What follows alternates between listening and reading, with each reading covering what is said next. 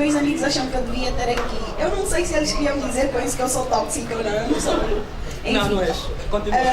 Eles dizem que eu atraio pessoas tóxicas, então eu vim para aqui hoje exatamente para ouvir e aprender convosco. Ao longo do vosso debate, acho que a Elisângela falou muito bem, dizendo que vocês depois saíram um pouco e vão falar da violência doméstica, deviam focar-se mais naquilo que é o psicológico, o emocional, e foi o que a Márcia teve aí também a dizer muito bem. O relacionamento tóxico começa exatamente na mente. A pessoa vai manipular a tua mente de tal maneira, e é o que ela esteve a dizer, inclusive eu perguntei o seu nome, porque gostei muito da sua abordagem, até certo ponto, porque depois também... Mas é surra! A minha pergunta é, a pessoa tóxica, na verdade, vou começar com uma afirmação, a pessoa tóxica vai convencer a outra pessoa que ela só precisa dela e de mais ninguém, daí vem a dependência emocional. E eu conheço um amigo que teve que terminar com uma namorada porque ela tornou-se independente. Na verdade, acho que ela sempre foi. E ele é que não via isso. Ok, tornou-se dependente, sorry. E ela é que não via isso. Eu não vou concordar totalmente com a Márcia ao dizer que as mulheres são as mais tóxicas. Eu não sei se vou concordar. Mas a pergunta que eu quero fazer, e eu acho que vocês deviam ter falado sobre isso, é: ok, eu estou num relacionamento tóxico, eu notei isso, mas como sair dele? Como dizer já chega? Como dizer basta, quero sair daqui já?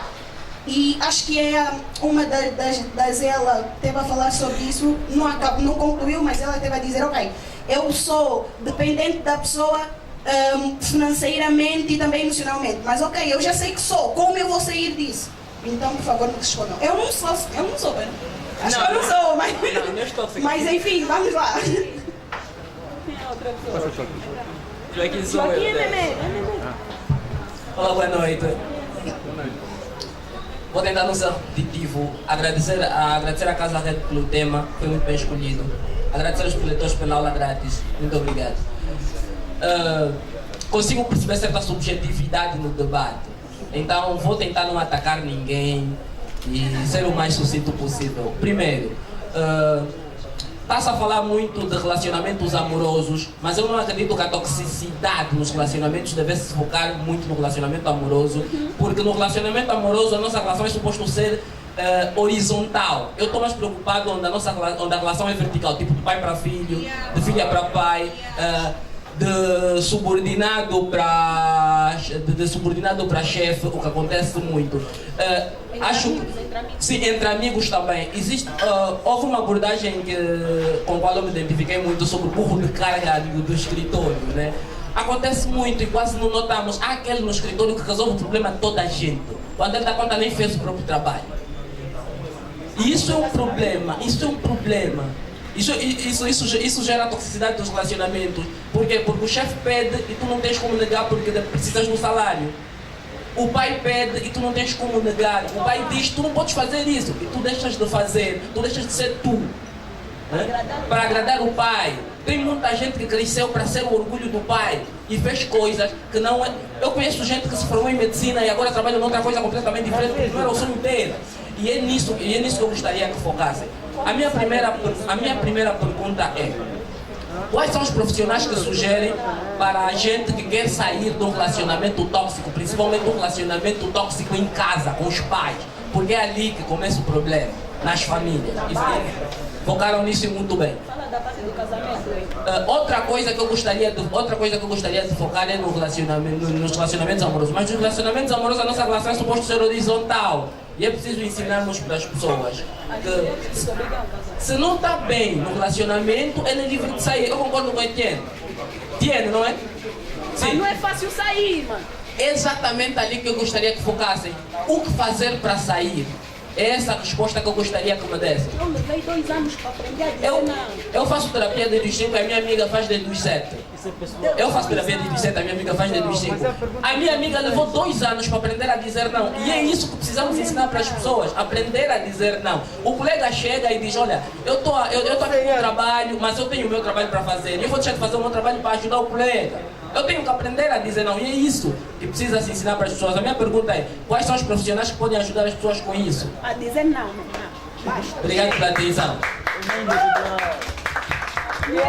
Sem fazer essa questão, poderia dar um testemunho. Eu sabia que ele ia falar, ele fala sempre. Ai, No Não é coletivo, não é individual. No legal, Buscaram não, eu acho que até o assunto já, depois do Joaquim, eu disse que ia falar por ti.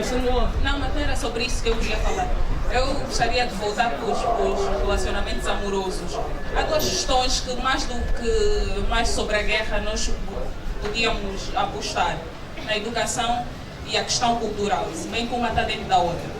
As mulheres são educadas a viverem no silêncio. Os homens de igual modo. Só que chegou uma altura em que as mulheres cansaram-se disso e agora nós podemos falar. Porque antes disso, nós sempre tivemos uma educação de que a mulher foi feita para casar e agora já começamos a mudar, graças a Deus, os pensamentos. Olha, o Nice faz já filho. Vocês fazem muita confusão até aqui. Fala. Até perdi, eu tinha tanta coisa para falar, mas não, é sério, eu tinha muita coisa para falar. A questão cultural, as estatísticas estão do jeito que está e eu não estou aqui para defender nem o homem nem a mulher, mas pela questão que a Márcia levantou, pelo silêncio. Os homens não são educados, as mulheres não foram e agora, graças a Deus, a questão mudou. Estão a ser educadas a falar sobre o que magoa, sobre o que dói, porque durante muitos anos sofreram em silêncio. Agora os homens nunca foram ensinados a falar sobre o que dói. Exatamente pelo machismo cultural, pelo machismo educacional. As estatísticas estão do jeito que estão. Se reflete fisicamente. Então eu tive que fazer terapia que não resultou. Tive que fazer terapia que não resultou. E eu só voltei a ser eu quando eu mudei-me de casa, porque eu senti que aquilo estava num nível tão elevado que eu disse, não, se calhar eu preciso me afastar desse ambiente para eu poder de facto crescer, porque ela me impedia de crescer, me colocava numa posição de controlada, de subserviente. E então, eu acredito que, também não vou lhe culpar, né? Porque existem fases de entendimento para certas coisas, porque nem toda pessoa tóxica na verdade é má. Existem pessoas tóxicas que são tóxicas de facto porque existe alguma coisa que lhe faltou na vida e ela está à procura dessa coisa em ti. Então, por isso é que nós precisamos termos consciência de quem somos, para não sermos tóxicos, nem nos encontrarmos em um relacionamento tóxico.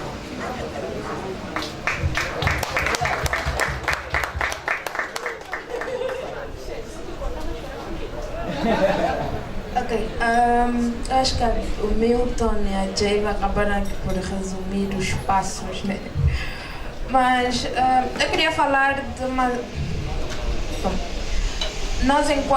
o José, acho que foi esse o nome dele, ele pediu que falássemos um pouco também da relação. A Jay acabou por falar da sua relação com a mãe. Eu acho que eu vou falar especialmente da relação de pais para filhos. Os nossos pais projetam em nós, filhos, a imagem do que eles queriam ser, do que eles gostariam de ser e do que acham que é o ideal ou de como é que poderíamos nos comportar. E quando nós acabamos por não satisfazer essas expectativas, nós somos os maus. Nós somos os maus filhos, os que, eu gosto de dizer, as ovelhas negras da família. Porque eu decidi seguir o meu caminho e os meus pais não aceitam isso porque eles idealizaram uma vida diferente para mim, o que não é mau, mas nós enquanto futuros pais ou pessoas, ou futuras mães no caso, nós temos que aprender a deixar as outras pessoas serem elas mesmas. Porque numa casa em que o pai dita as regras todas, que é o normal acontecer, você tem de saber que o teu filho tem vida própria, que os teus filhos têm vida própria e em que em algum momento eles vão querer caminhar por si. E isso eles não entendem. Chega uma altura que os nossos progenitores não entendem essa situação. e acham que nós queremos causar um AVC a eles, que estamos perdidos, entramos nas orações para iluminar o caminho do filho, porque o filho tem caminhos obscuros. Então nós, como filhos, temos que ter o cuidado também para não reproduzir o que nós vivemos, porque o que acontece é que isso está tão enraizado em nós que nós não nos apercebemos. E quando somos nós, os pais, os irmãos, nós vamos reproduzir aquilo que nós recebemos. Então, pomos tudo que nós sofremos, impomos nas outras pessoas e esse ciclo vai se alimentando. Então, não se termina esse ciclo de toxicidade. Meu pai é tóxico, eu sou tóxica, o meu filho vai ser tóxico. Então, nós não paramos para analisar, nos compreendermos a nós mesmos e depois saber que há limites que eu devo respeitar. E alimentamos esse ciclo e vai continuando. Então, temos de nós pararmos e analisar, nos entendermos e entender que as outras pessoas são outras pessoas que têm vontades e desejos próprios e que em algum momento elas vão querer e devem caminhar por si, porque nós não podemos alimentar dos nossos descendentes uma relação de dependência. Nós não devemos ser dependentes dos nossos pais e nem fazer com que os nossos filhos sejam nossos dependentes. E só assim é que as pessoas vão desenvolvendo, né? Boa, boa. Prontos. Eu gostava de começar a abordagem agradecendo ao auditório por ajudar-nos a fazer uma sankofa, tá? Ou seja, ajudarem-nos a voltar às origens. E pronto, agora vamos avançar. Tem aqui questões ligadas a como sair de um relacionamento tóxico. Primeiro passo, quando você percebe que precisa sair, quer dizer que o passo mais importante já deu, que é identificar que está nele. Eu não consigo trazer uma receita sistematicamente programada que funcione para sair de um relacionamento tóxico, seja ele amoroso, familiar ou laboral. Mas conseguimos, em linhas gerais, partilhar o seguinte: é sair e construir um sistema de apoio. Eu digo construir e não olhar para o sistema de apoio, porque o sistema de apoio deviam ser a nossa família, amigos amorosos ou muitas vezes instituições ligadas ao Estado, ao Ministério da Família, Promoção da Mulher, Direitos Humanos e por aí fora. Mas nem sempre nós encontramos esse espaço. Então, o construir passa por identificar estes amigos amorosos, estas instituições, para te dar o apoio durante o processo. Porque nós somos humanos e não somos fadados a ferro e fogo. Entretanto, mesmo na hora de identificar o sair, ainda tem as questões pessoais. E então nós precisamos de apoio, primeiro, segundo, de proteção. Porque depois ficamos sem a vida. Isso nos relacionamentos amorosos e até familiares. Quanto às questões laborais, também passa por isso, por sair. Mas, Érica, emprego está difícil. Sim, emprego está difícil, mas eu vou te dizer uma coisa, mano ou mana, a tua saúde mental está mais difícil.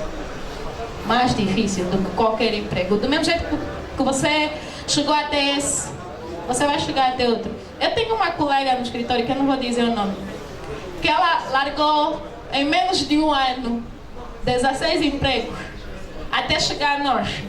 E às vezes ela brinca assim: aqui tem atmosfera que eu não tinha nos outros sítios.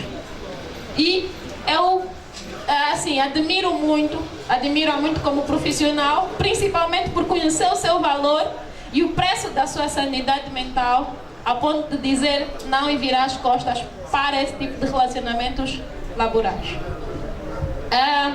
quantas famílias acredito que a Jeiva e a Itila partilharam o máximo possível.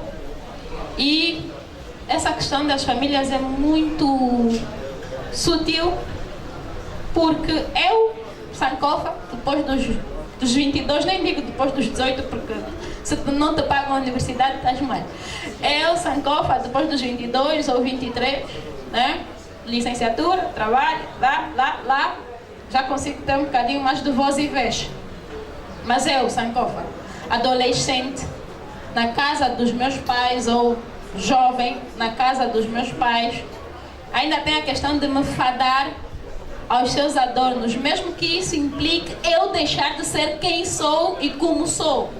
E eu não estou só a falar de sair a hora, de escolher amigos, estou até a falar de questões como sexualidade, por exemplo. Eu sou irmã mais velha de 2 adolescentes e às vezes antes de responder alguma coisa eu preciso, respira, estás a reproduzir. O meu irmão mais novo só quer sair e já tem 17 anos, só quer sair e voltar um bocadinho mais lá para as 20 e 30. E eu digo, queres fazer o quê? Queres não sei o quê? Ele disse-me onde é que está, com quem está e para a segurança dele. Mas às vezes nós precisamos parar e olhar para nós, tipo, até que ponto nós estamos ou não a ajudar. E também nesse processo de olhar para nós é ver se não somos nós os tóxicos lá de casa. Não somos as vítimas, mas somos nós os tóxicos lá de casa. Tem outra questão que são quais são os profissionais a indicar. O Milton falou em psicólogos, eu vou indicar a psicoterapeuta Jandira Miranda. No Instagram ela é Psi Jandira Miranda. Se forem ao Google escrever Psi Jandira Miranda, também vai abrir o site para marcar consultas, para ler o trabalho dela, para ter informações. Além de psicoterapeuta, ela é coach. E eu, a questão da reflexão neutra, muito obrigada pelo toque. Mas, em situações como essas, a reflexão neutra é um bocadinho mecânica. Porque e esse processo mecanizado muitas vezes inviabiliza a conversa e o processo de desconstrução. Eu não estou aqui sentada só para dar, eu estou aqui para receber. E sou muito grata ao que recebi de todos e todas aqui presentes. Entretanto, se eu ficar neutra de todo, é a questão mecânica e nós íamos, nesse momento, se fosse só mecanizar, eu e a Itila estaríamos apenas a focar frase por frase do nosso poema e não assumir realmente as partilhas. Quanto às possíveis soluções, em termos individuais, foi que passa por olharmos para nós e compreendermos até onde isso é ou não confortável. Porque às vezes é muito fácil eu não ser de todo uma pessoa tóxica, mas estar dentro de um relacionamento tóxico por causa do que eu aprendi ser ou dever ser relacionar.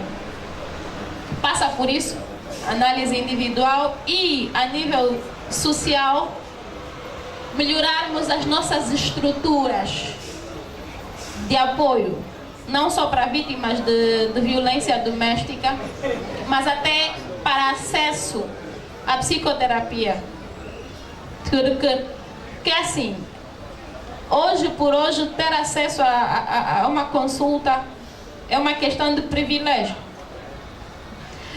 E você primeiro tem, eu moro na comunidade, não sei, estou num, mas quando ele chega ao melhor momento de identificação da toxicidade é quando ele se transforma numa relação agressiva. E eu identifiquei, mas depois não tenho acompanhamento.